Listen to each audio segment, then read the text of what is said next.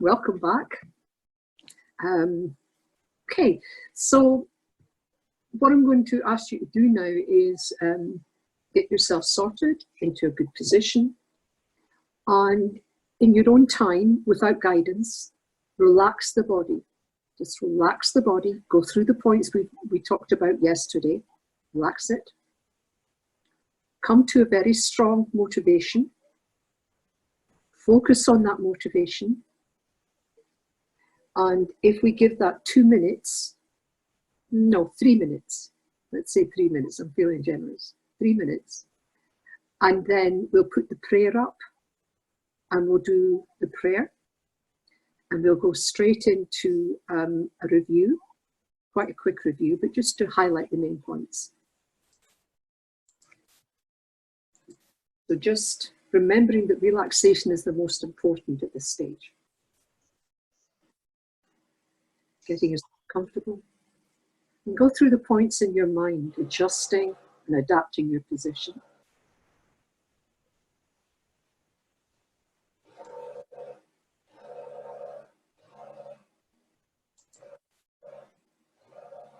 Allowing your mind to sharpen.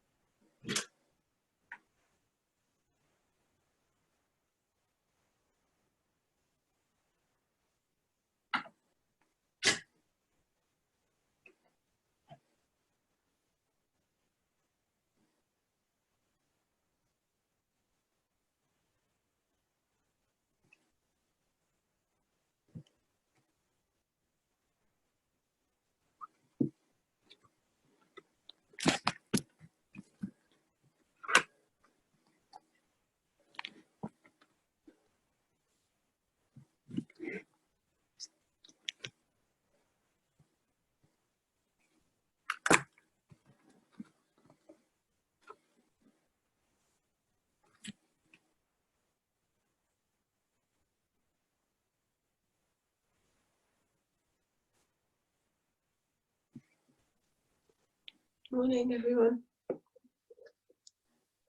Morning.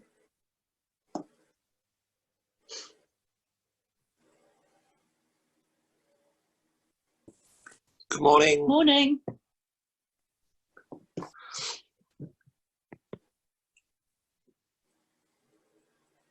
So we're relaxing the body, sharpening the mind, developing a strong positive motivation, and with some stability, trying to hold that motivation with your mind.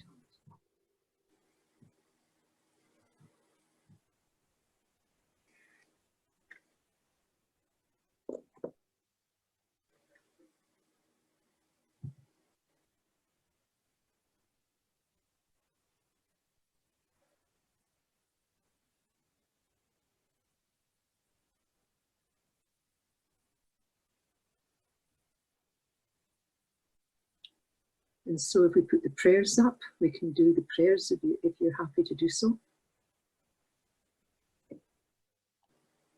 And even if prayers are not your thing, I'd recommend giving it a go.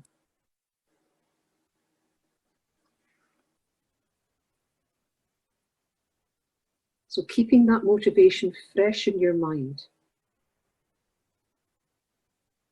Sangye chodam soke chanam la janchu bardu dagni kyapsu chi dagi jun soke pe sonam ki rola penchir sangye drupar sho sangye chodam soke chanam la janchu bardu dagni kyapsu chi Dagi Jinso Kepe Sonam Ki Drola Penchir Sange Drupar Sho. I take refuge until I am enlightened in the Buddha, the Dharma, and the Supreme Assembly.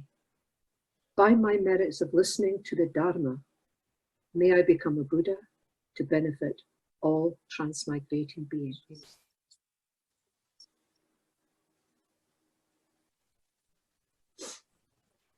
Bringing the mind inward again. And to do that quickly, simply become deeply interested in how your whole body is reacting to each in-breath and out-breath. Each in-breath and out-breath.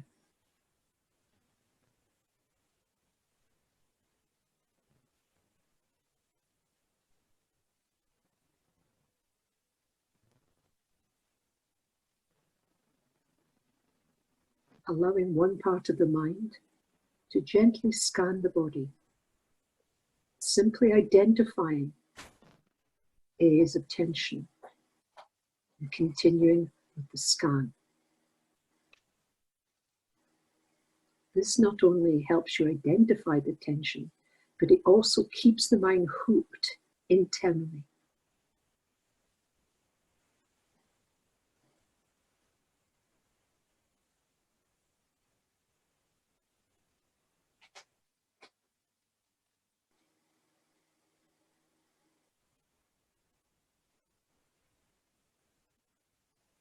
And keeping your normal pattern of breath, and without any effort. Simply notice that on each out-breath, the tension flows away from the body naturally on each out-breath.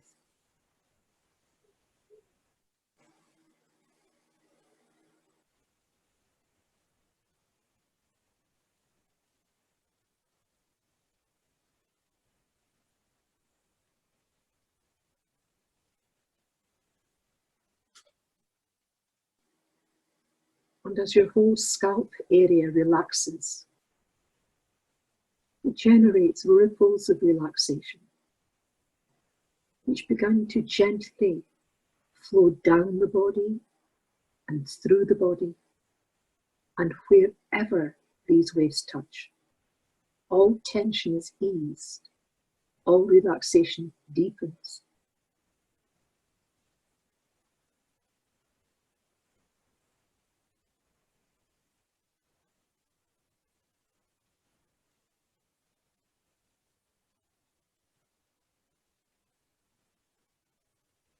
And as all of this is going on in the background of your mind, you can also be aware of the changes,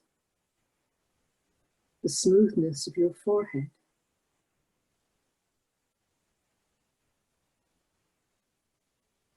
the relaxation of the facial muscles,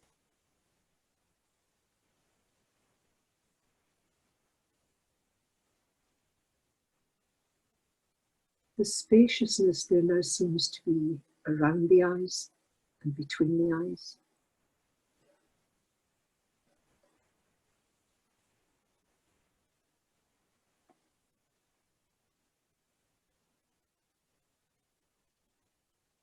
And even your shoulders have given up the burden and have dropped to a much more comfortable position.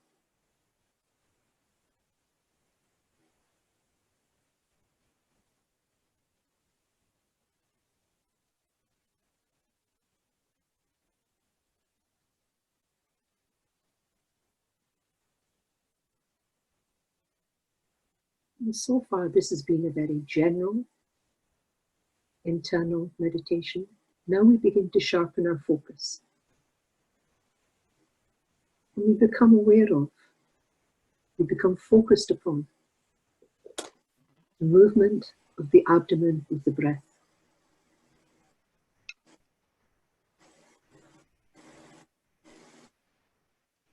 You're so focused, you notice the beginning of the movement, the middle, the end, the space in between,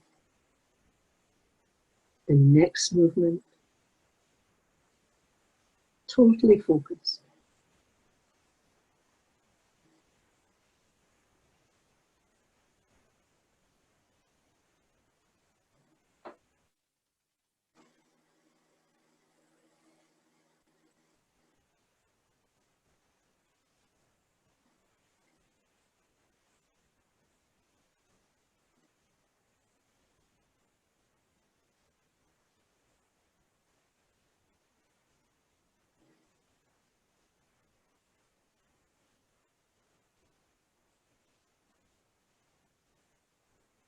And your awareness shifts slightly now, and you begin to notice that without any effort on your part, without any change in the rhythm of your breath, on each in-breath, the mind is becoming brighter.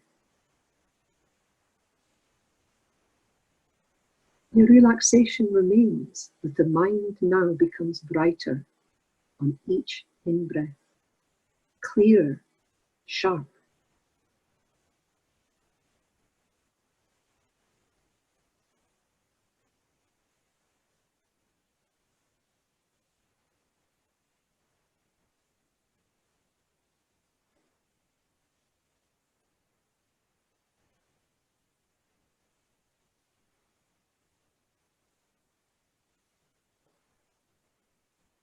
Highlight the sharpness of your mind while retaining a relaxed body. You lift your awareness upwards from the abdomen to the sensation of the breath at the nostrils and the upper lip. Being aware of the full in-breath and the full out-breath. No change in the respiration, simple change in your awareness.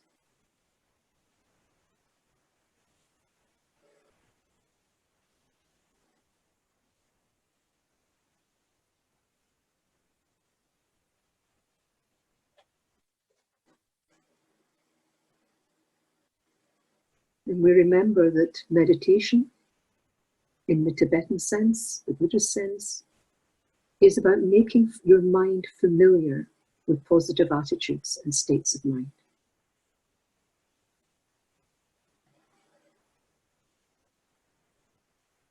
A skill could be achieved by everyone.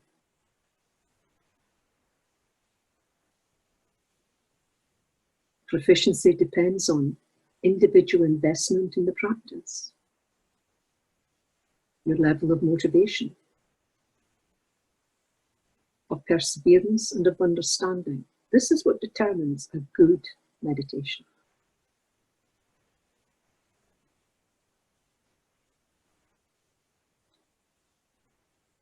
And although we meditate, and our goal is often very secular, within Tibetan Buddhism, we're talking about a gradual transformation of the mind by reducing negative and harmful aspects of mind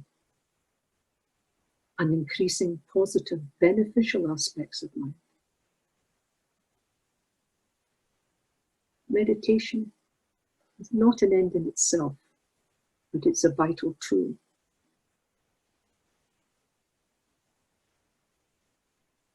Try to bring to mind the importance now of motivation and dedication.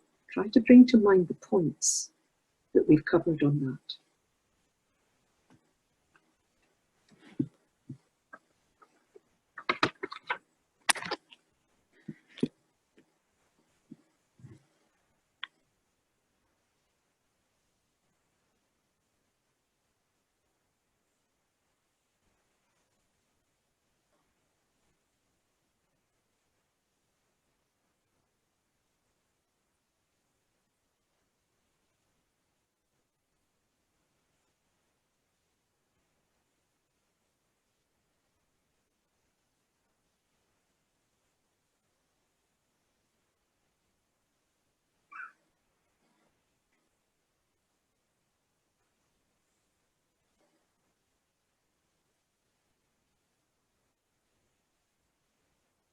It's reasonable to expect some level of limited short-term happiness.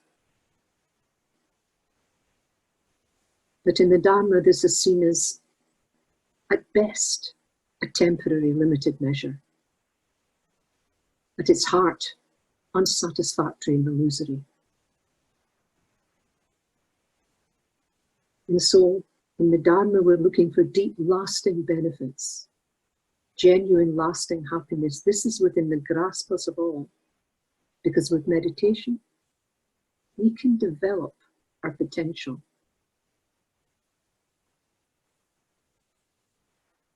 We can discover and enhance our Buddha nature.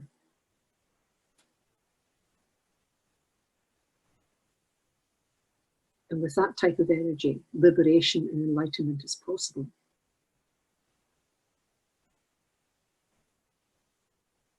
And so we make a strong determination right now that whatever my Buddhist practice is, I will start it with a strong positive motivation, and I will end it with a strong dedication. Try to make this wish strong in your mind. And when it's as strong as you can make it, let everything else go, and try to hold that determination with your mind.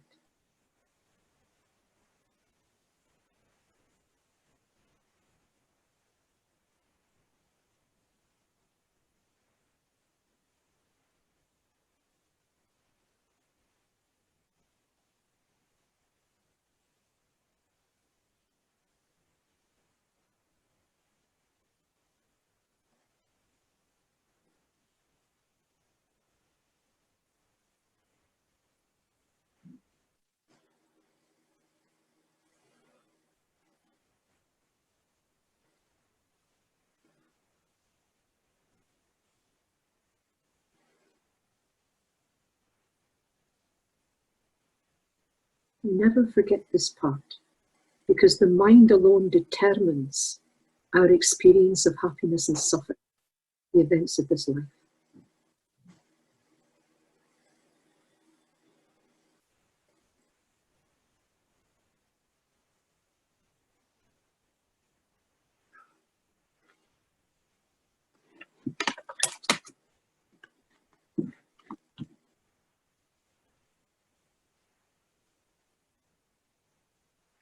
Having done a meditation on loving kindness, we look quite deeply into how we could improve this with understanding of the topic, being very clear of the language code, the different types of posture. Try to bring to mind the 4 different types of posture.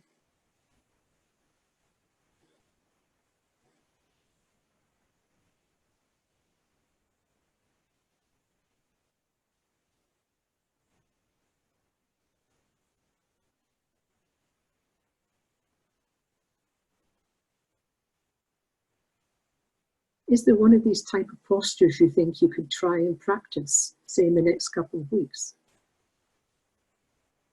If there is, bring it to mind and focus.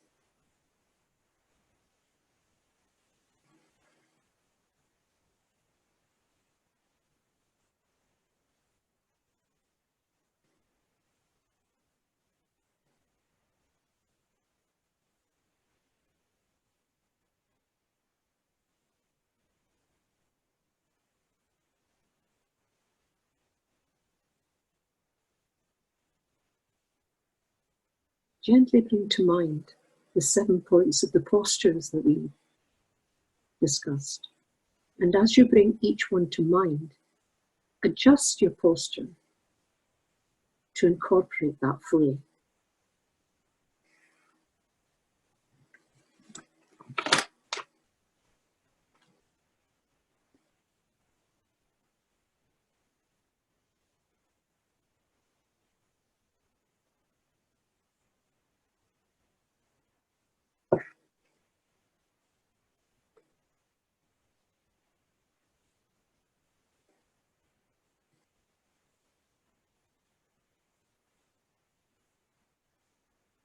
Remember the analytical meditation, the points, and the points of stable meditation. Try to bring to mind the meditation we did on compassion, where we clearly identified the analytical aspects and the stability aspects. See if you can get a feeling of how it flows together and works well together.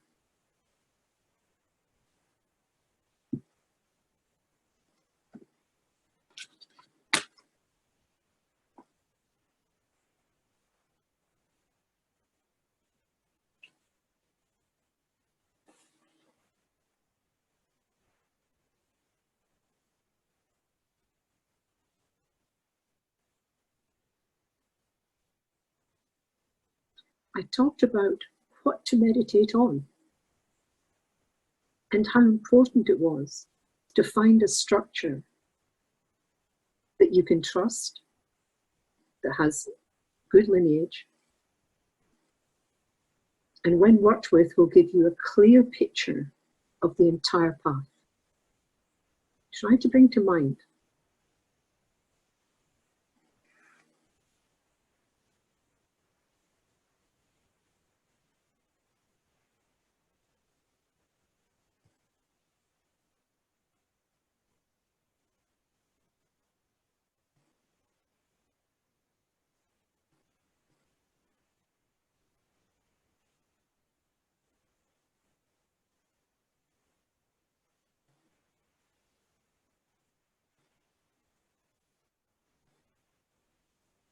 And with an understanding that there are many structures. If you're going for a structure that shows you the whole path within the Gelugpa tradition, which is my tradition, then there is heavy emphasis on the path to enlightenment, the Lam Rim. The text, it was written by a teacher, contains all the teachings, easy to put into practice, and can be taken as personal advice. But you don't believe me, you have a look at it, you test it out.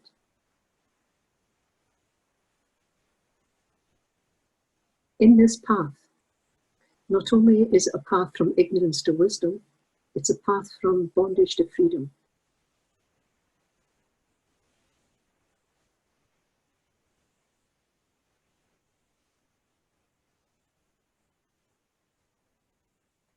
Each topic carefully crafted to move the mind towards wisdom, to move the mind towards stability, with one purpose: to see things as they really are.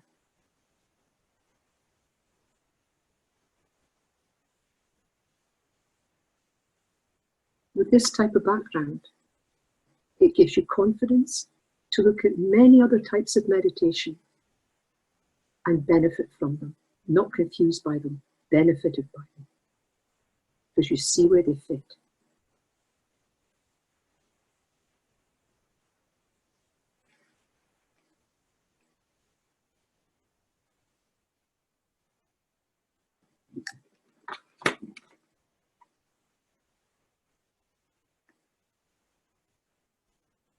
Of everything we've reviewed,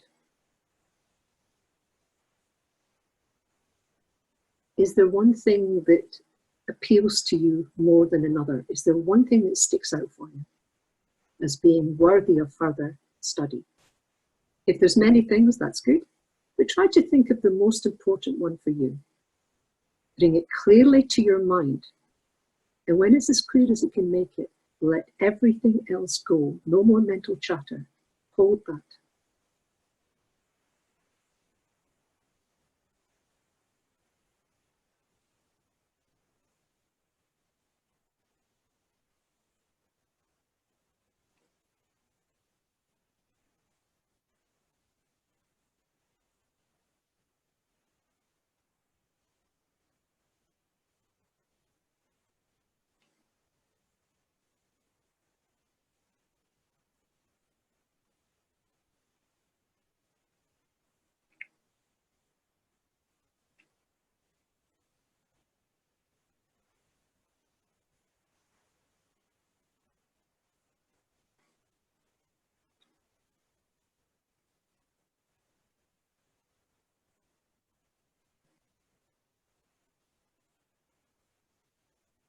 And remembering the motivation you had at the beginning, mentally gathering the energy that you've created, and mentally direct that energy towards achieving your goal.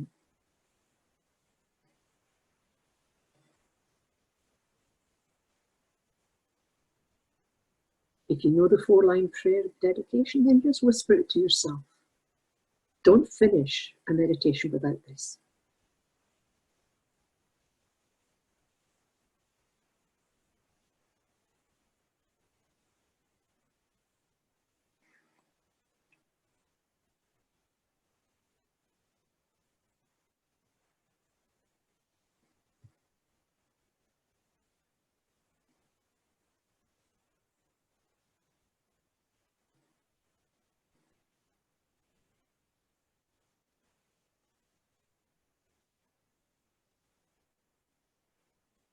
Thank you very much. I know I spend a lot of time reviewing, but I think we've had so much to do in your life, so much activities going on. You know, you forget so much, but it just takes sometimes just a little review to bring it all back. That's my feeling. That's my feeling. So, what I'd like you to think of now, if you've got pen and paper to hand, that would be good.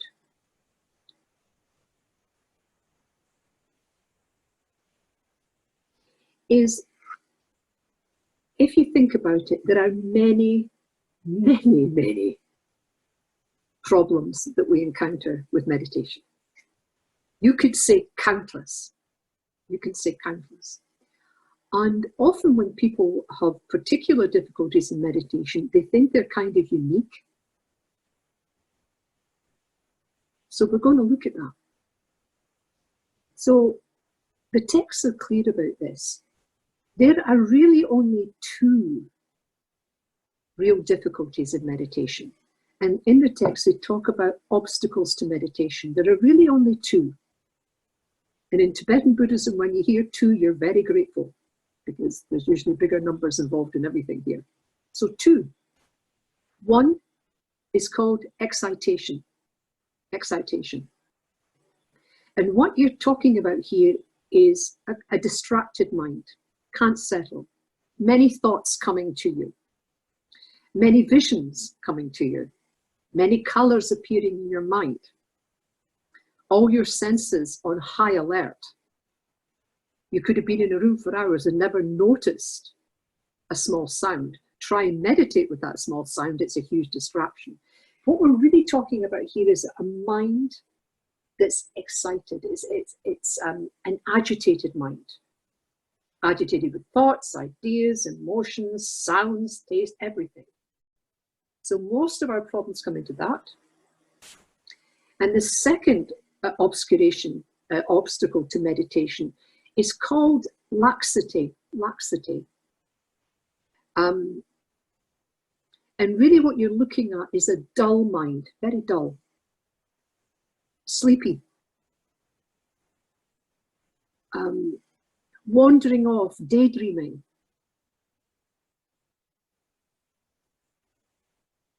Difficulty to move that mind. You're trying to maybe generate a picture of something. And it's almost sluggish in the doing of it.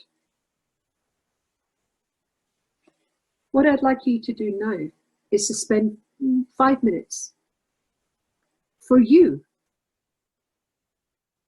What are your major obstacles to meditation? What have you come across for you personally? Now, don't worry about calling it excitement or laxity. We could do that later. But in your own words, what happens? What type of obscurations come?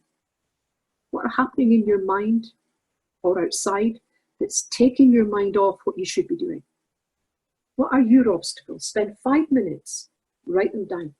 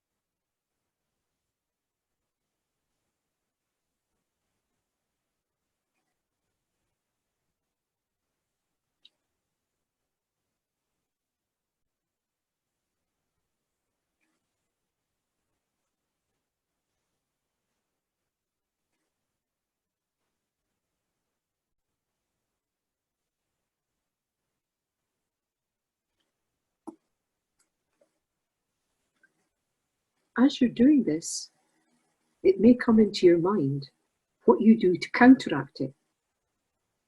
If that happens, make a jot down. Yes, this happens, but if I do this, it helps.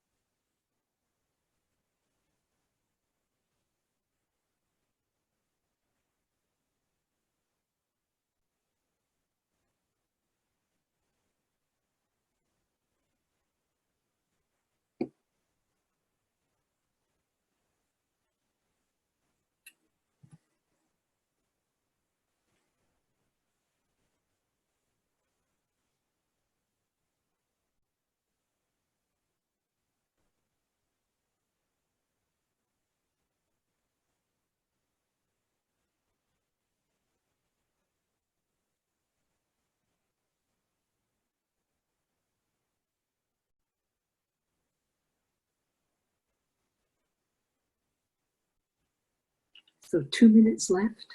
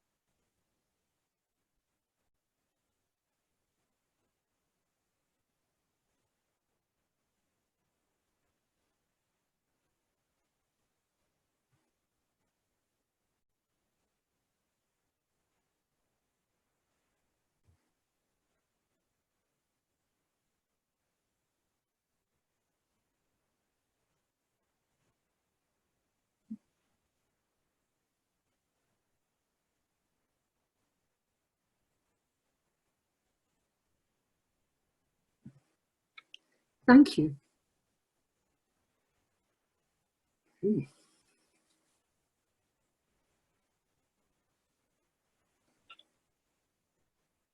So, what type of problems in meditation do we all have, but you in particular? So who would like to start? Good morning, Ven Mary. It's Mervi Christina. Hello, dear. Hello, hello. So obviously I have both of these obstacles, what we discussed. So excitement and laxity. So what happens with excitement is the fact that I have basically this cascading waterfall of, you know, emotions and people and situations that come to me. And then it feels to me that the place of meditation is for me to think about stuff on my own. So I very quickly, I start engaging with, you know, whether it's the problem with the person or problem with the situation. Then in laxity, it happens as well. So how I describe it here is like, it's kind of like a daydreaming, but the best way to describe it is a little bit like when you drive in a car from A to B, and then suddenly you go like, oh my God, how did I get here? How did I actually get here? So I find myself that, you know, I might be sitting, if there's not these thoughts coming, then I go exactly this dullness, almost like I wake myself up in the middle of the meditation, like, where was I? Where am I? So, and then I noted down some antidotes for myself. So I think the breath is very important in both cases. So just whether it's excitement or laxity, just come back to your breath. Then I noted down that focusing on the topic. So if I do analytical, that only one thing at the time, not, you know, if obviously other stuff will keep coming, but I kind of like acknowledge, but don't engage, just, you know, come back to the topic. And then, oh yeah, this is what I started now, thanks to you, practicing is the remembering impermanence and remembering the death. You know, this is something that immediately when I come out of the meditation, but also in the meditation, if I get too overwhelmed, I just like, okay, remember impermanence, remember death. And that kind of like, I always find so much calmness with that. So. Thank you. Thank you. Well, I've done that's a session covered. No, that's perfect. And does that work for you? You mean the antidotes? Do they work? They do, because when I remember them. So I immediately, when I remember them, so that's why I'm like practicing more and more and more, that it becomes almost habitual, that okay. I'm kind of like, yeah, coding myself, as I would like to call it, programming. So if you know the type of difficulties you get into in meditation, and most of us have got a handful that always crops up, then you should have, as you have, is a handful of antidotes. Now, antidotes are okay, but if you are not aware of what's going on, you have to be aware that your mind is not on the topic. You have to be aware that it's sleepy. So it's really a case of catching yourself earlier and earlier and earlier. This is what practice is. And we've all been in situations, I can think of many, where you suddenly got, how did I get here? I mean, I remember cycling to work at 10 o'clock in the morning around the North Circular Road to go to work in Wembley Hospital. And I got to the gates of Wembley and I could not tell you. But it's there, you know? And in meditation with practice, the idea is, you know, this is going to happen. You try and catch it earlier and earlier, but it's not a sort of tightness. It's really more of an openness. It's more like open awareness, really being aware of what's going on. Mm-hmm. And you catch that earlier and earlier, and you apply the attitude. It's very good. There are times, depending on what you're doing in meditation, where something comes up and it's important. Mm. And you change your topic and you focus on that. There are times, I'm not a fan of that, but I can see at times that can be useful. But what you said about remembering the topic is very, very important. Do what you set out to do. If you set out to do an analytical meditation on compassion, do it. And if you're doing anything else, park it. You can deal with that later. But right here, right now, this is what I'm doing. And of course, you mentioned the breath. Breath is a very good antidote. Very good antidote. Why? If your problem is mostly excitation, what is it preventing? It's in the mix, and it's an obscuration. Why? If your mind is full of excitation, it stops you being stable. Mm-hmm. It really prevents stability. So your mind is kind of like this, very hard to try and control a mind that's not stable. When your mind is dull, when you're daydreaming, what's the obscuration there? The obscuration is to clarity. So that's what it's pretending. Mm. And we're almost like you pretend, you come out of your meditation, that was good. Really, you always ask yourself, how clear was I?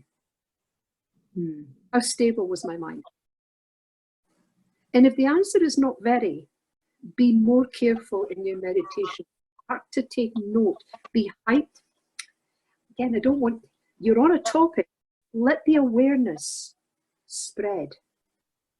So you start noticing things earlier and earlier until you start to notice not an excitement, but a change in your energy level that's a precursor to the excitement. That happens. It puts you in more control. Doing what you set out to do, very good. That's my main thing. I love that. But it may come up and it's something you have to deal with, and you have to deal with it. But the problem I find is when people tell me about these things come up, and Mary, this came up and it was so important. And I'm saying, yeah, what happened then? Well, and this, that, and the next thing. And I'm going, aha. And did you do your meditation on impermanence? Oh, no, you don't understand. You see, this happened. And I'm saying, aha. See, it's our habit to be distracted. It's not our habit to be focused. And you get people, I've had it, Mary, I was in the zone and the Buddha appeared to me. I said, that's wonderful. How wonderful was that? It was wonderful, Mary. And he did this and he did that. It was a fantastic meditation. I'm saying, that's really great. You were meant to be meditating on the breath. How did that go? Oh, you don't understand. So the mind will play many, many, many tricks to take you away from what you meant to do. Yeah. Okay, thank you, Hen. Thank you. Anyone else? What type of obscurations are coming up for you?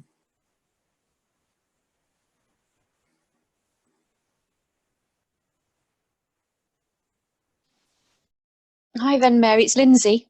Hi, Lindsay. Hi, it's just a really quick one. I've experimented over time with eyes shut or eyes partly open, and neither is ideal for me because if I have my eyes closed, I generally feel sleepy. If I keep them even slightly open, I find myself blinking a lot and being distracted, even if I do, blur things slightly and take things out of focus. So I'm really not quite sure which I should really try and work on more, I think. Well, for some people, having their eyes half open is perfect. It's what's recommended because it lets enough light in to keep you awake, but not enough to distract you. For other people, though, they can't do it, so they have their eyes quite wide open. Now, there are certain meditations later on where this is essential, but doing general Lam Rim meditations, you can do them with your eyes wide open if that helps. You just have to be aware of the problems. Everything has its difficulties. If you have your eyes wide open, and I know quite a few people that meditate on Lam Rim with their eyes wide open, but they're clever. They keep their gaze, they practice their gaze so that their gaze is very soft It's very unfocused. Because with having your eyes open, the problem is distraction. You'll see, your peripheral vision is usually very good. So this movement here and this movement here and that color over there, and this is what we do. We live in a samsaric world governed by the five senses. So anything that will distract any of the five senses, it's our habit to follow it. It's our habit to follow noise and smell and taste and touch, and particularly sight. So if you need to meditate with your eyes wide open, if you can keep your gaze kind of soft and unfocused, you might get away with it. Oh, okay, I'll try that version. Thank you. Might get. But really, over the generations, half open is really quite perfect. But it also says if you have to meditate with your eyes closed, especially some of these meditations, then do so. But check it out. What's the dangers of meditating with the eyes closed? The dullness and the sleepiness. If you're sitting quiet and you've relaxed the body and you've closed your eyes, what does the mind think? Sleep. Yep. Daydream, dull. So the chances of that happening are quite high. They're quite high. But you may be one of these people that can do it. My preference is to know how to do all this with your eyes opened, closed, half opened. And I like that because if I'm getting dull, I open my eyes a wee bit more, let more light in. If I'm getting too excited, I close my eyes a wee bit more, let less light in. So the thing about, and we're just talking about eyes, the thing about eyes is if you're happy either way, you can then adjust and adapt given the ongoing situation. But if you're fixated on one thing, this is why having your eyes half opened is helpful. Because there's a time when you open it more, and there's a time when you close it more. Now, for some people, eyes can be very difficult, especially as you get older.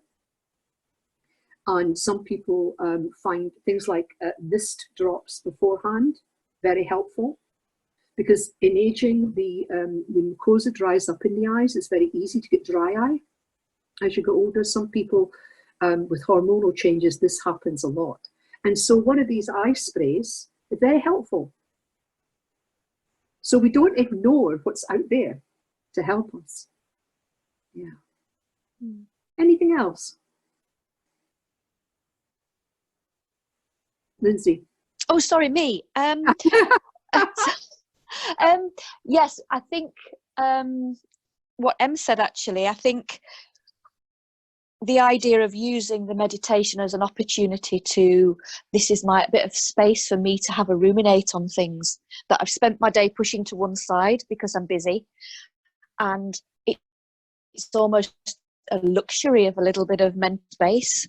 So I find myself going off, just basically what Em said, actually. And it's just trying to be more alert to the fact that I'm doing that. We share a samsaric world. We share samsaric habits. And one of our habits is if you're quiet and you're breathing in a certain way and you're calm and your eyes are soft, yes, you're going to start to ruminate. You're going to start to daydream. That's what we need to break that habit. Yeah, yeah. Just park it. Don't ignore it. It may be important, but park it. Make a time to do that, but not now. Exactly. Yeah, I'm more aware of that than I used to be. That was more at the beginning, and I used to find myself also getting into that semi-dreamlike state where you're having lots of images, just when you're dropping off, and you're not dreaming, but you're starting to dream a bit. And some of the things that come up can be quite interesting, and again, getting distracted by those. But they were things that happened more in the past. Are we talking about hypnagogic experiences? Oh, I don't know what's that. Flashing of pictures? Yeah, sort of. Yeah, possibly. Sort of quite a real flashing of different pictures, very clear. Yeah, sometimes that happens. Okay, that's pre-sleep. Yeah. just before sleep.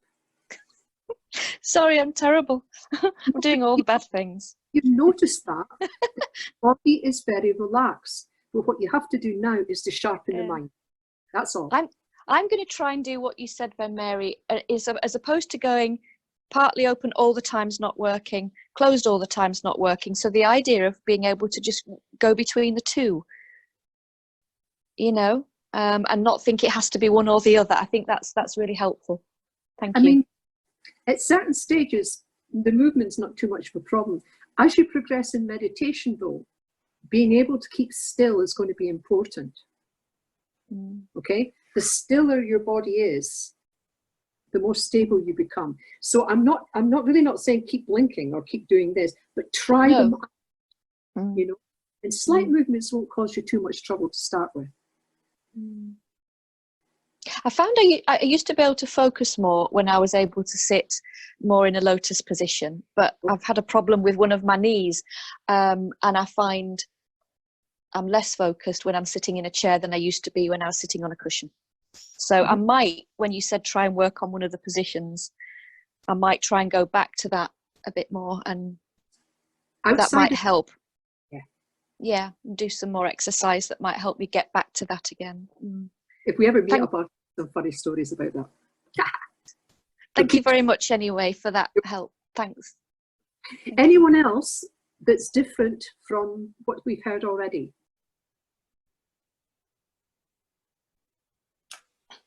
Hi, Ven Mary, it's Amy. Hi, Amy. Hiya. The obstacles I'd come up with were being distracted by the small sounds in my house, being critical of my own meditation and telling myself off for not doing it properly, starting thinking about things I need to do rather than meditation, coming out of my zone and daydreaming.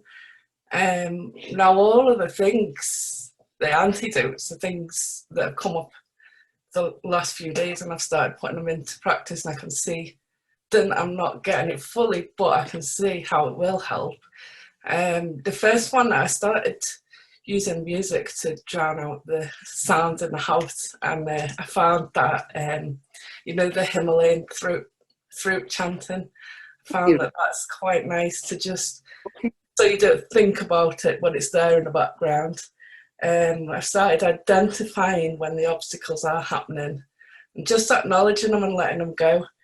The thing about consciously bringing your mind back, I've been doing that without judgment, rather than when I was trying that before, I was thinking, oh, for God's sake, how many times have you been thinking about that? I'm supposed to be thinking about this. No, just acknowledge, let it go, come back.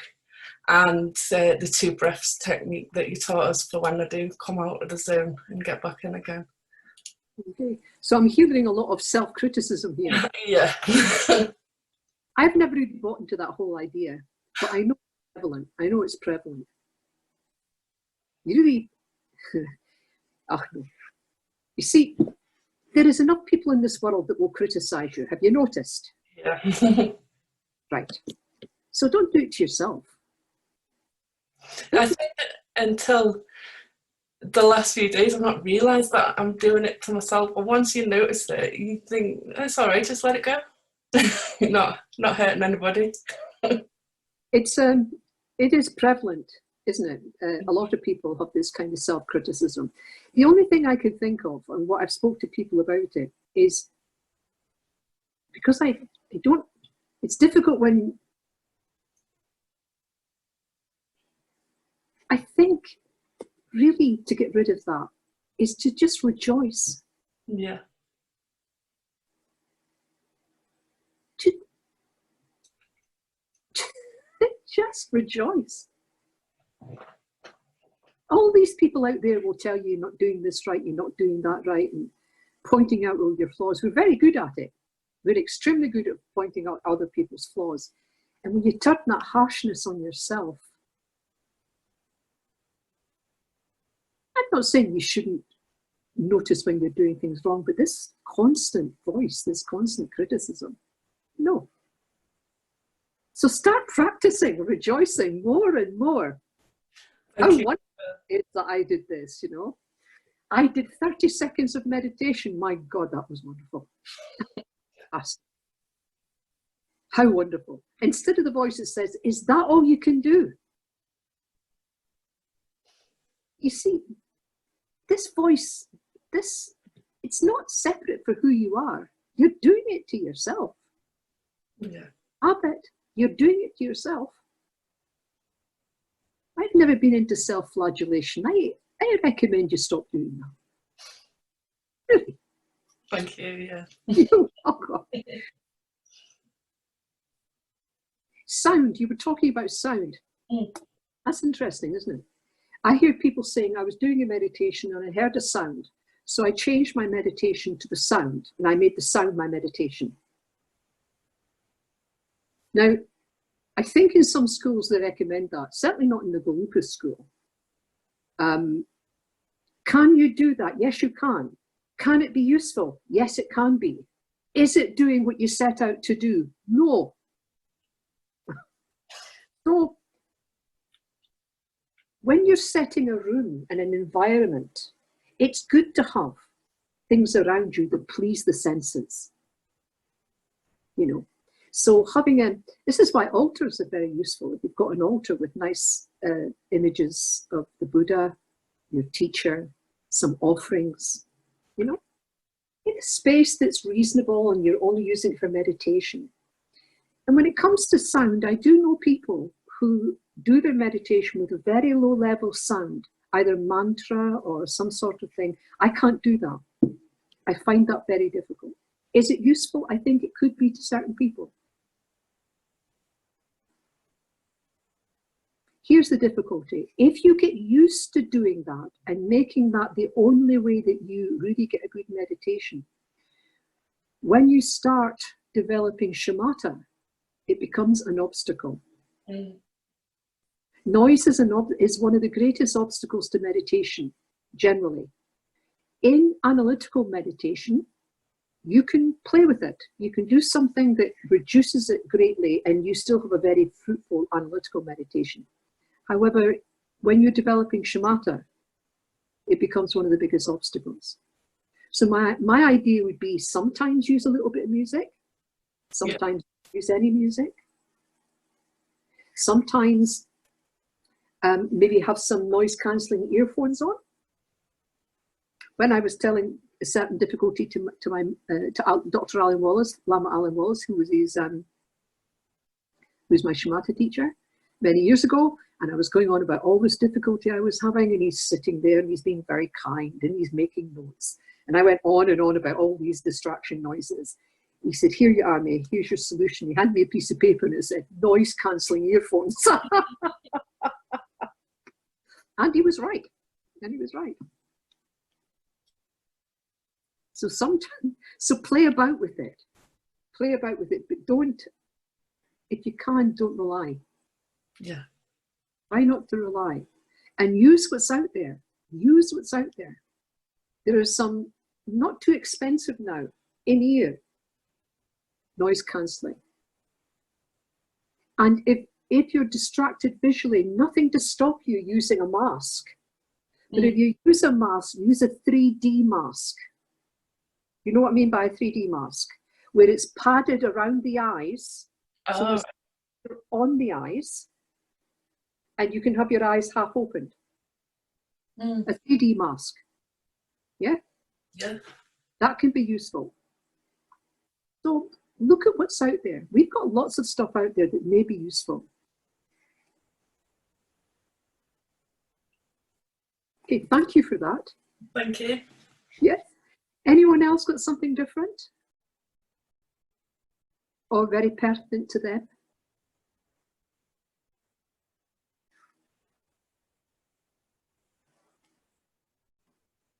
No? So let's round this up then.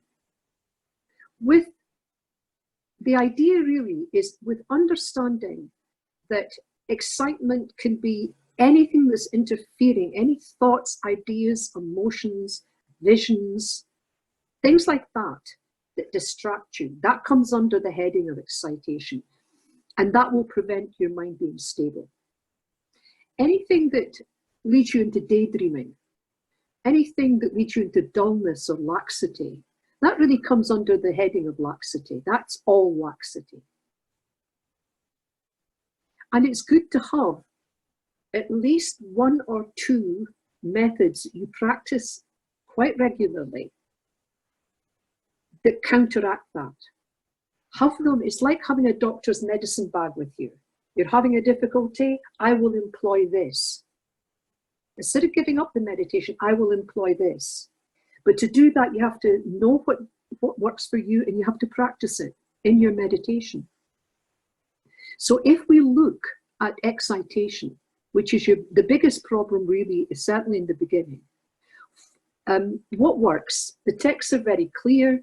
People, meditators will tell you, focusing firmly on the breath for a few moments, even a few minutes, is so powerful. Let everything else go. Now, what are you doing when you're focusing firmly on the breath? You're doing a stabilizing meditation. That's what you're doing.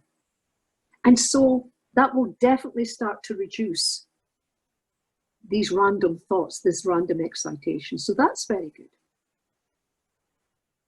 So have that in your arsenal. The other thing is to, when we've been sitting for a while, although you started off with a good posture, how many times have you suddenly done this and changed your posture? So go through the points of the posture.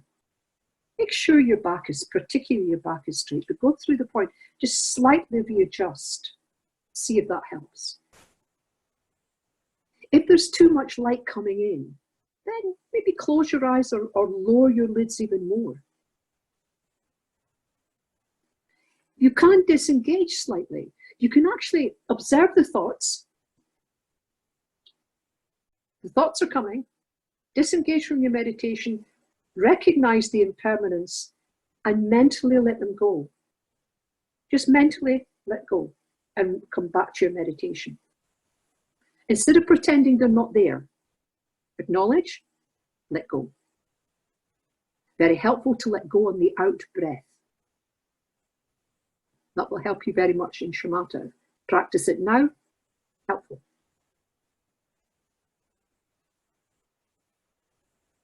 Being patient with yourself and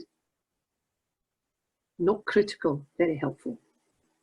Because you see, it doesn't matter if you noticed in a 15-minute meditation, if you notice 100 times your mind has wandered.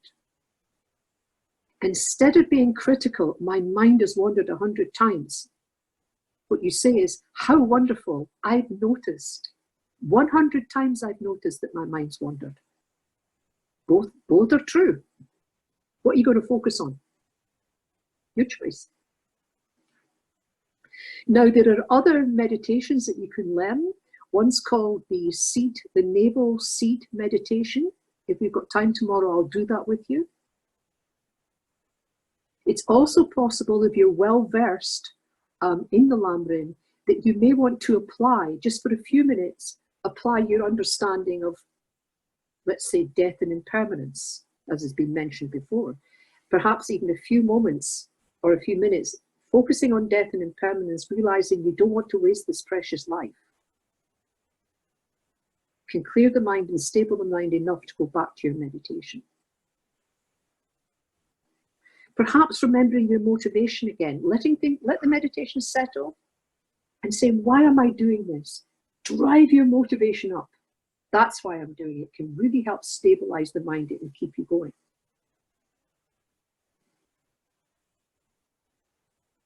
If you're studying for the moment, say on emptiness or on karma, this is one of the reasons you should study these topics. They can become an antidote to the problem that you're having. Now, you don't go off and do a meditation on that, but you bring to mind the main points. You feel your mind becoming stable. You're in the zone again. Let it go back to your meditation.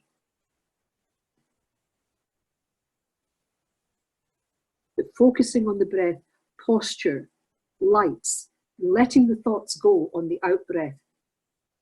Have at least those in your arsenal. And if we've got time, we might go into more in-depth ones. Now, the mind that's dull, the mind that's lax, the mind that's drowsy, I think you've got to come to an understanding. Are you tired? Are you tired? Do not wait nearly 40 years as I did to find out that you don't push through tiredness for your meditation. And so it's the one thing Lama Alan taught us very early on. Most of the Western world, actually most of the world, modernity, is sleep deprived. It's sleep deprived. And so when you sit down to meditate, the body's desperate for sleep. The mind is desperate for sleep. And it may be that you're better off taking a rest. And if you've got a lifestyle that is actively depriving you of sleep, if you have a mindset that says sleep is a waste of time, then change that mindset. Sleep is highly important. Rest is highly important. The research that's coming out now on what happens when you sleep is fascinating. Seemingly when you're sleeping, that's the time when the mind is getting rid of all the negativities, all the detritus of cellular manipulation. It's a huge purification at night. Some of the research is excellent. So maybe question yourself about your sleep. Once more, posture. Check your posture. If you're in the habit of hunching over, or if you're in the habit of leaning against a wall, be careful. Watch your posture. If you're sitting on a chair, have something under the lower part of your bottom, the upper part of your bottom, so that your pelvis is tilted slightly, so that your spine becomes erect. Try not to lean against a wall. Try not to lean against the back of a chair. Again, manipulating the eyes, opened or closed. It may be that the room you're in is too dark. Maybe let some light into the room. Test it out.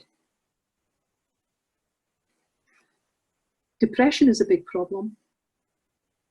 And if you have a depression, low grade, medium grade depression, that can make the mind very dull. You need to look at that. You need to look at that and deal with it. And if all of this is not working, it maybe you just need to take a break, okay? Maybe you just need to take a break. But here's what you can do to get that energy, because dullness, sleepiness, it prevents clarity. So bring something into your mind that highlights clarity. Personally, I find joy does it for me. Not just rejoicing in myself, but rejoicing in other people, what they do. It's amazing. It's absolutely amazing what other people do, how they benefit you. So allowing joy to come, very important. But there's other positivities, remembering your precious human rebirth. If you understand that, bringing some of these points to mind.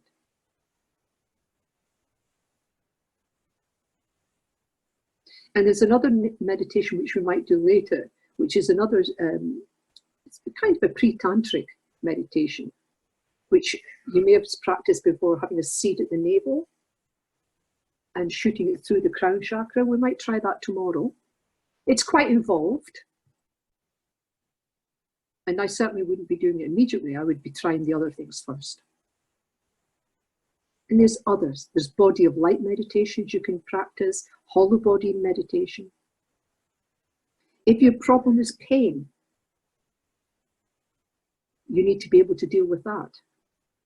And there's ways of doing that.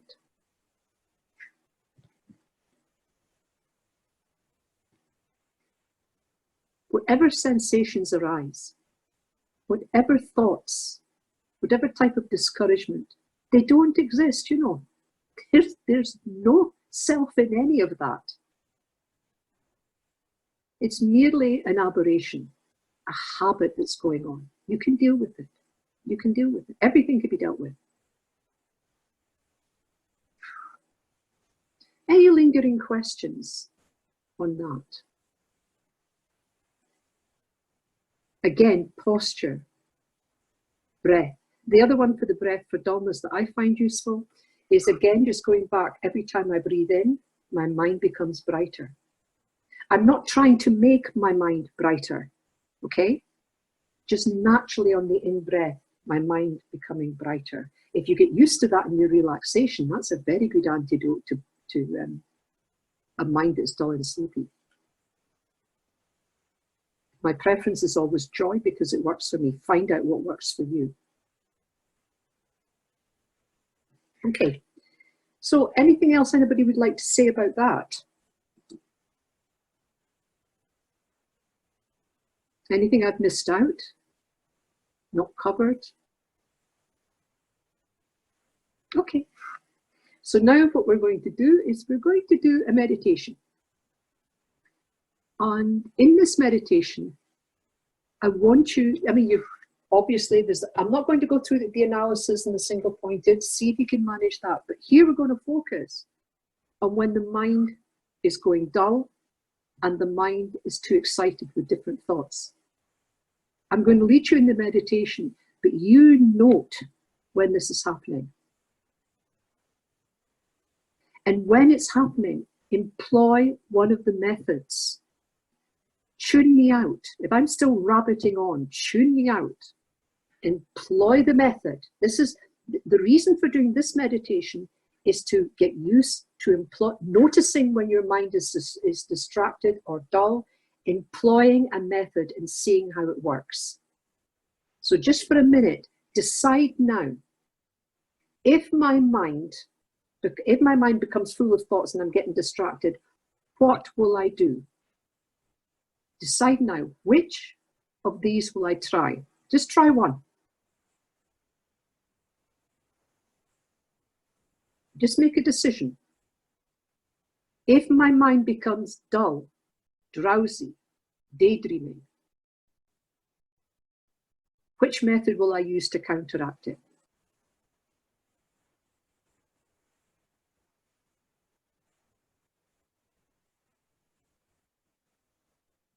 Good. Well, we shall do the meditation. Please make yourself comfortable in a good posture.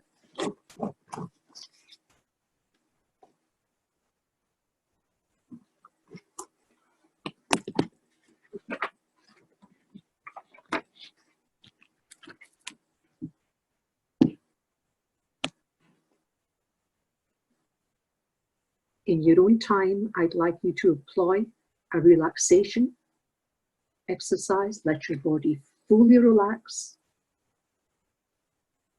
Let your mind brighten.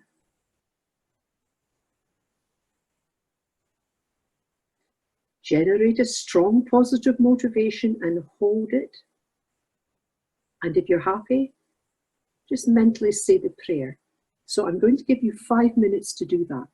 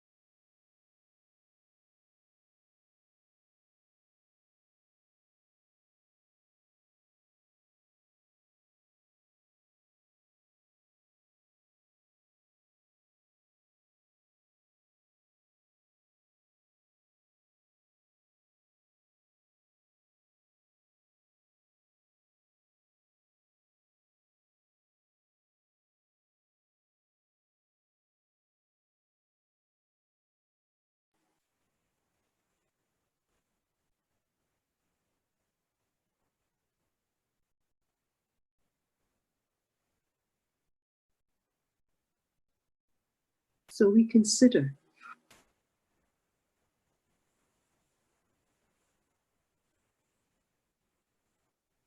that if we're going to walk the path from ignorance to wisdom, from bondage to freedom, we need to know that we have all that is necessary to develop and achieve that freedom. We have, in fact, a perfect human rebirth. All life is precious, but not every life has the opportunities of a perfect human rebirth. Ask yourself the question, is it my habit to appreciate this life? Or is it my habit not to be aware of the opportunities that I have?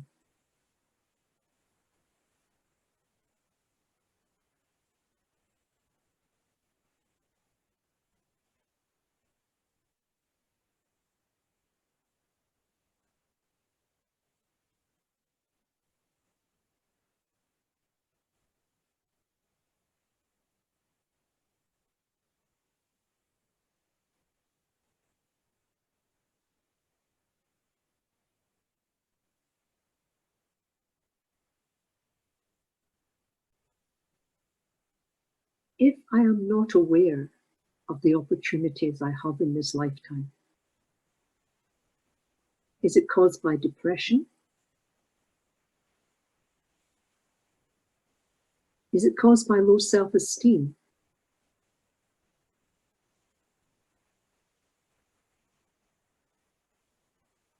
Is it based on past harm to others or by others?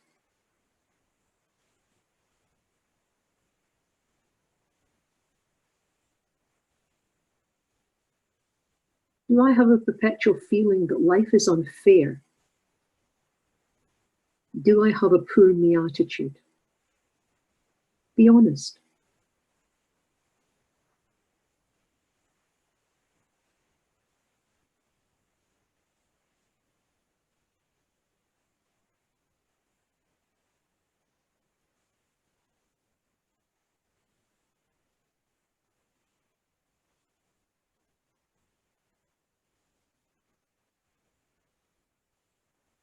The human condition makes these points happen to most people.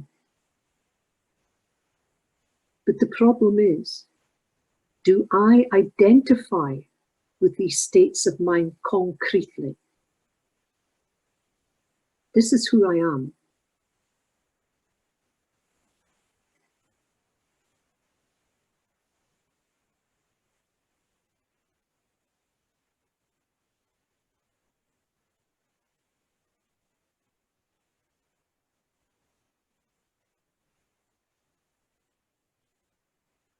And with this depressed mind, am I in the habit of turning outwards towards friends and family?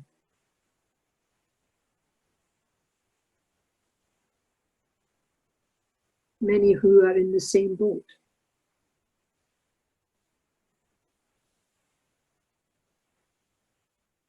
And even if I get some relief, am I ultimately left with a deep feeling of frustration? What's the truth?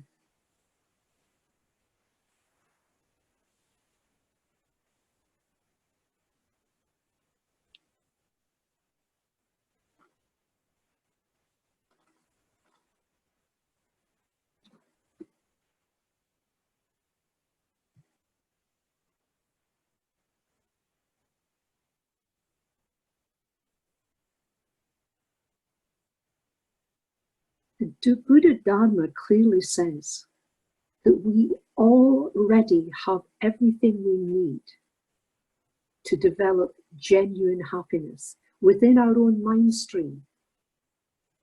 You're not waiting for someone to give this to you. You have it already within your mind stream. It is your Buddha nature. this potential for genuine happiness,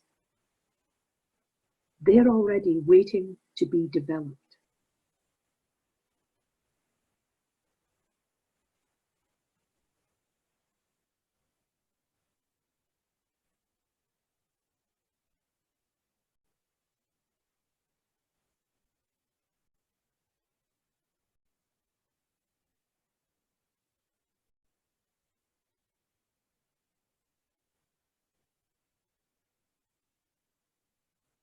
All sentient beings have this Buddha nature. But as a human being, with the teachings around us, living in a civilized part of the world, have enough to eat and drink, as a human being, we can access this potential by understanding and experiencing mind itself.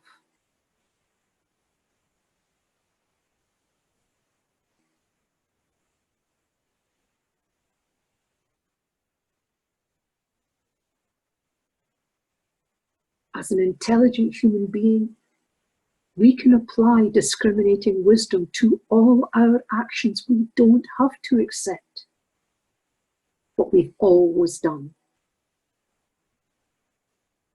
We don't have to accept what is culturally the norm. We can apply discriminating wisdom to all our actions. With some effort, we can deconstruct rubbish ways of thinking, harmful ways of being, and we can reconstruct with wisdom wonderful ways of being, beneficial ways of acting. We do this. That's our potential.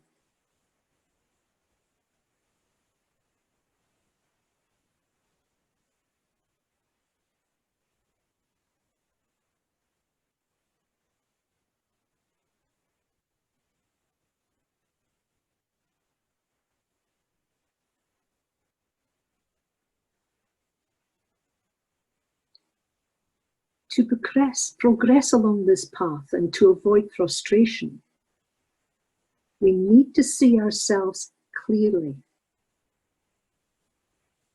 We need to be honest. We need to see all our positive qualities, all our negative qualities.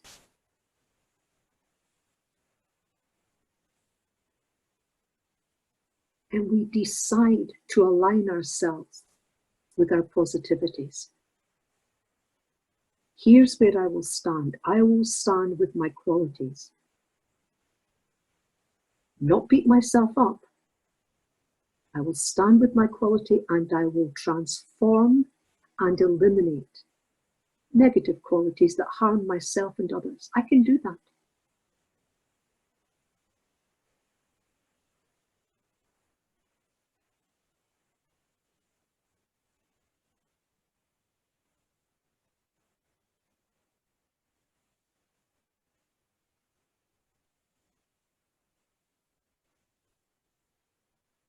In the Lam Rim, one of the first meditations you do, one of the first, is to recognize your perfect human rebirth. Understand that we have all the qualities and freedoms necessary to make this journey. We need to recognize them and identify with them. We are so fortunate. And it's recognizing your good fortune gives you energy for the journey. So go over these main points. Try to generate this kind of positive energy. I have all I need. I can do this. And when that feeling is as strong as you can make it, let go of all verbal mental chatter and focus.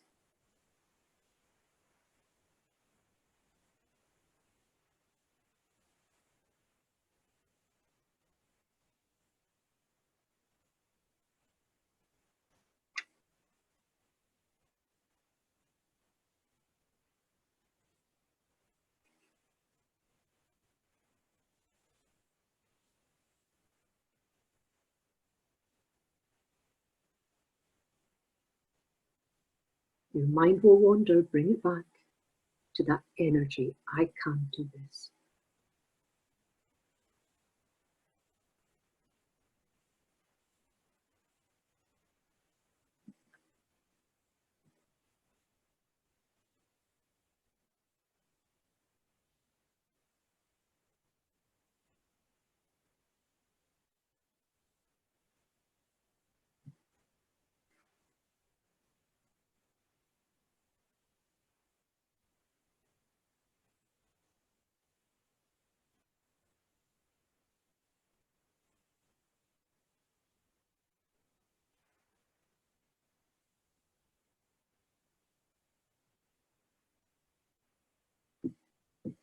Thank you.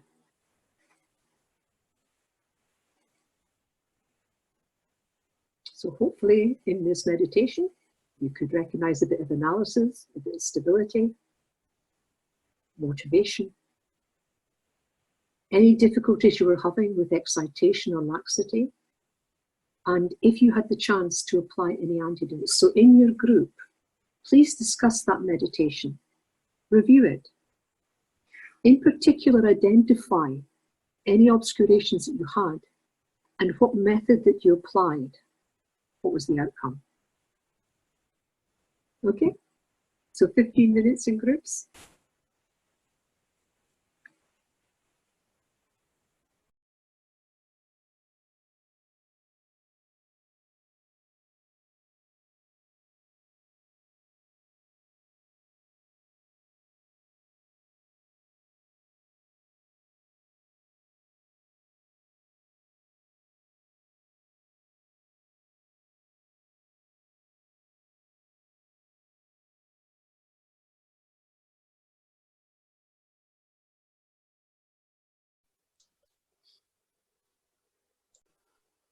Yeah, so people are coming back now.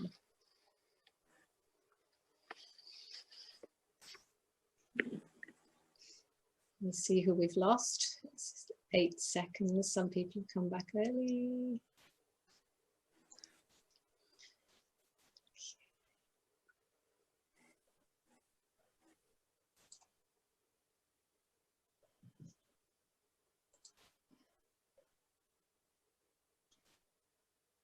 Okay, I think we've lost one person in that process. Not to worry. Hopefully they'll come back. Ah, there, we're all back. Okay, welcome back. So as I said before, if we arm ourselves with a couple of antidotes that work well for us, then you don't have to interrupt your meditation that much. And with practice, very little time. The big problem is always identifying when your mind's wandered, identifying when your mind is getting sleepy. Once you've got that on board, applying the antidotes can be quite quick. So, give me some feedback. How did your discussion go? How was the meditation for you? And did you apply the antidotes? If so, how did that go?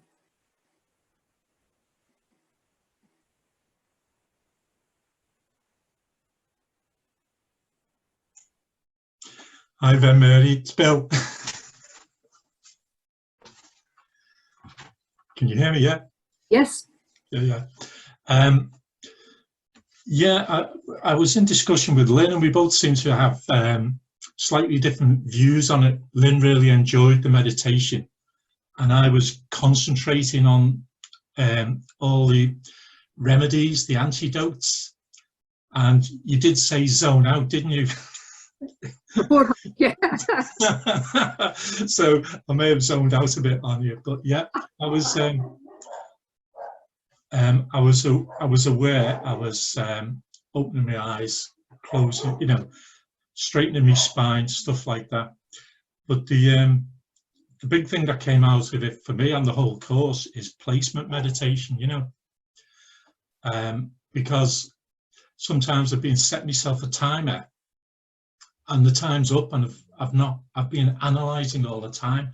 So a big thing for me is the timer's out the window. The meditation's going to be done when it's done, and And the idea of dipping into the placement and out of the placement, it doesn't have to come at the end. No. You know, so that's been really good for me. That's been great. If you haven't done it throughout, then do it at the end. Yeah. But if you've been doing it throughout, it's quite nice to finish with a placement, though. It calms everything down, but it doesn't have to. Right. Yeah. Yeah. And so, yeah. And the motivation of dedication, that's fine. Yeah, so really I was applying the methods, really opening my eyes, closing my eyes, straightening my spine. Because when you slump, you start to get groggy, don't you? You know, definitely. Stuff like that, yeah. I don't know whether Lynn wants to add anything to it or not. Yeah. Yeah, I can do. I can say a little bit.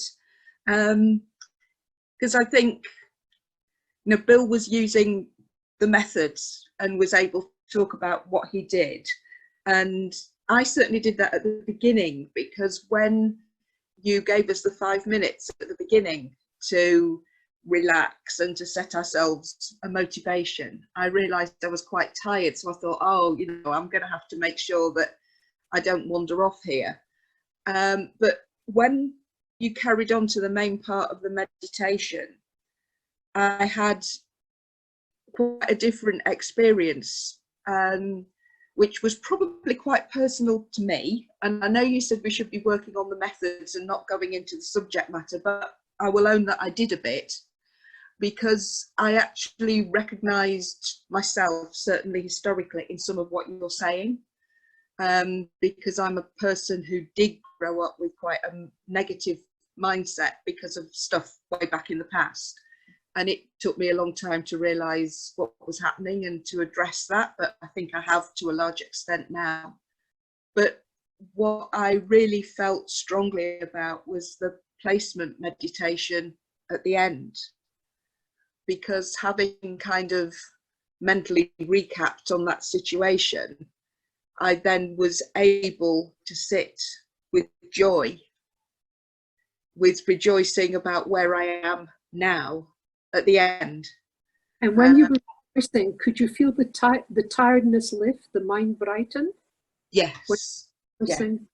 Really good. Yeah. Yeah. Excellent. Excellent one. Good. Thank you. And like, the more you practice, the more you get in, you begin to own this. It's good to hear things like, oh, that was a great meditation, you did that one. These are not my meditations. These are Dharma meditations. These are traditional. This is what your teachers teach you, you teach other people. And so what becomes important is you experiencing it and owning the difference. That's the joy of it, I think. Okay. Thank you very much. You're welcome. Anyone else like to share? I'm particularly interested in being aware of when you're getting excited or dull, and if you applied any type of antidote in particular, but happy to hear whatever. Hello, it's Carol. Carol, hello, Carol. Hello. So I was particularly aware of how dull my mind is, and almost from the get-go, just wandering off, you know, thinking about other things. So I was applying the antidotes of opening my eyes, experimenting with having my eyes open and using the breath and correcting my posture, which I do tend to slouch. So yeah, and all those seem to help. I found it difficult to stick to one antidote. I needed more than one. So, but yeah, so it was really useful actually to notice just how dull my mind is today. It's good. It's good to have more than one. It's just for the purposes of this exercise, I asked you to choose one, simply so your mind didn't, well, I use this, and before you know, the meditation's finished, you've spent most of the time choosing which one to do, which is why I beforehand. But the more that you've practiced, and the more that you come to it, the better. Because one day the breath will work, The next day, not. Okay, then I'll check my posture. One day, those won't work. I'll open and close my eyes a bit. You know what I mean? So the more you have, the more antidotes you have and that you've practiced and are comfortable with, just apply, keep applying. If you can keep your awareness bright, that's the trick. That's the trick. Yes. Oh, hello, Hen. Hello. I decided at the start that I was going to use that. It was more likely that I was going to get excited and distracted because I live on a main road and it's quite noisy. Yeah. So I decided I was going to just use my breath to try and refocus. But actually, the fact that you were talking, that actually brought me back and refocused me. So I didn't need to use any of the other distractions because you actually did it for me. Well, that's one of the benefits of a guided meditation. I mean, it's not the guided meditations are very beneficial, but and you use them and use them and use them until you've got enough confidence to do it yourself. And don't just make a switch. Just get into the habit of occasionally doing one without a guided meditation, you know. Occasionally. Thank you. Works. Excellent. Thank you, Dan. Okay, one more before we finish. Hi, Mary. It's Zoe. Hi, Zoe. Hi. It's just a question really about what to do when you've got pain. So I was trying to sit in upright posture on my cushion, but quite often I get a pain in this side of my neck. So I know I've heard different things in the past about try and not get involved in the pain, try and kind of let it go, breathe it out. And then other people say, well, if you've got a pain, just stretch it out and then come back. I don't know what your thoughts are. Let's maybe leave that till tomorrow. Okay. Be one of the things we'll look at tomorrow. I think you've basically covered it all, but we'll take that as a certain point for tomorrow, if you don't mind, Zoe, because it's getting a bit. But thank you for that. Okay, so homework. So no surprise, I want you to keep practicing being aware if your mind's dull, if your mind's agitated. So the two meditations, I'd like you to try again on meditation on the breath. That's page 37 to 41 on the how to meditate. And the other meditation is the appreciation of human life, our human life, page how to meditate, page 59 to 64.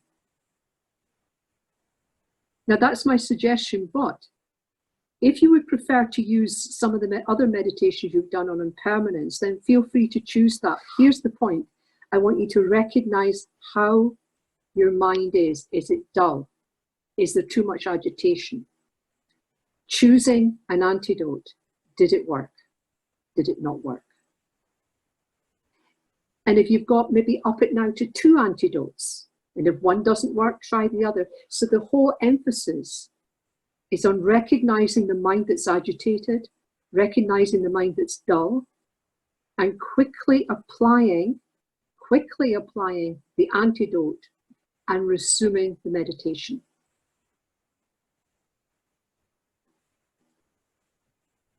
Thank you. So, we gather up all the energy mentally. All this positive energy. There's nothing more positive than practicing Dharma. Nothing will bring greater joy to all sentient beings than practicing Dharma. Not many people doing that. So gathering up that energy, remembering the motivation you had, directing that energy towards achieving that motivation, keeping it safe. It keeps it safe. By dedicating, you keep it safe on your mind stream, so it will benefit you later. And just holding that thought, that dedicated thought. And then, if you're happy to do the prayers, we can do a short dedication prayer.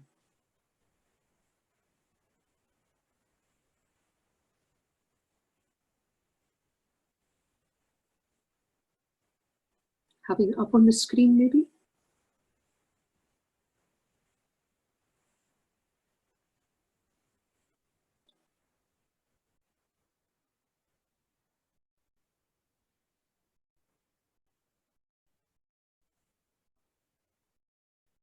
So holding that thought, that directed thought, may whatever virtue I have collected benefit the teachings and all sentient beings.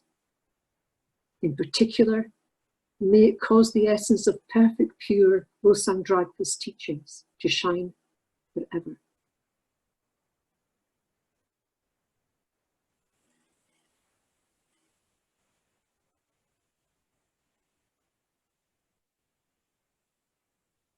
Thank you very much. So kind. I can't believe everybody turned up because it is absolutely stunning weather here at the moment. And people might know. And so we meet again tomorrow afternoon at 2 o'clock. Thank you.